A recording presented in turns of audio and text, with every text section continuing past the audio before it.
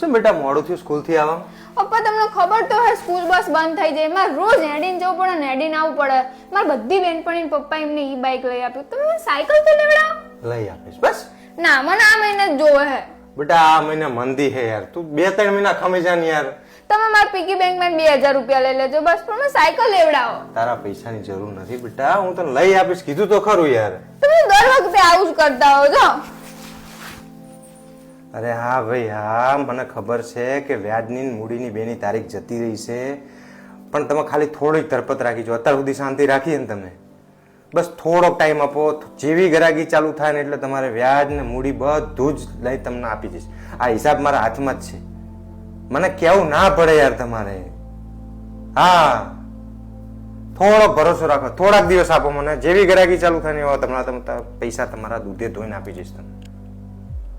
હા સારું. હા યાર 1-2 દિવસમાં જુગાડ થાય ને એટલે હું તરત જ તમારી ઓફિસે આવીને તમને પૈસા અને વ્યાજ બધું આપી દઈશ. આજ સુધી કોઈ દિવસ તમારી તારીખ ચૂક્યો?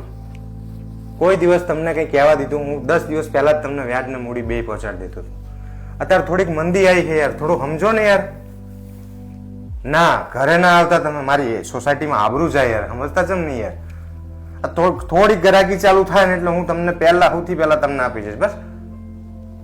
અરે મારા બાપ 1-2 દિવસમાં ના થાય યાર.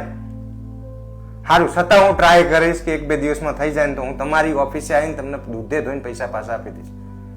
હા સોસાયટીમાં ના આવતા. ના ના ના ના ના યાર, ઘરવાળા ટેન્શનમાં આવી જાય યાર, સમજતા જ નહીં તમે. હા હા હા ઓકે, હા હું આવી જઈશ, ચિંતા ના કરશો.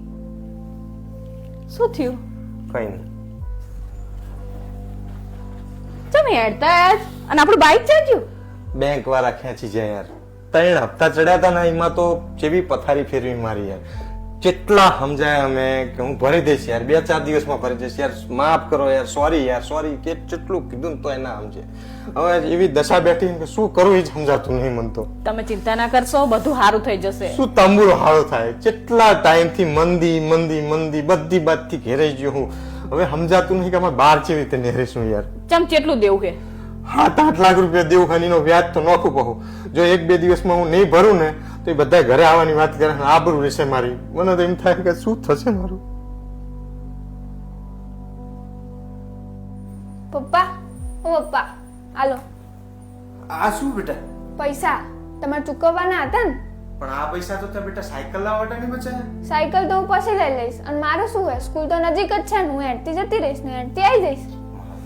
અને આ લો મારા ઘરેણા, જે તમે વેચશો ને એટલે 100-7 લાખ રૂપિયા આરામથી આવી જશે. અને આ બીજા છે ને 80,000 રૂપિયા જે મેં કટકે ભેગા કર્યા હતા ને એ તમારું બધું દેવું ચૂકવી નાખો એટલે શાંતિ થઈ જાય. પણ પારુલ આ ઘરેણા તો તારા પિયર ના હે બગા. હા તો આ ઘરેણા મારા પિયરના હે તો શું થઈ ગયું?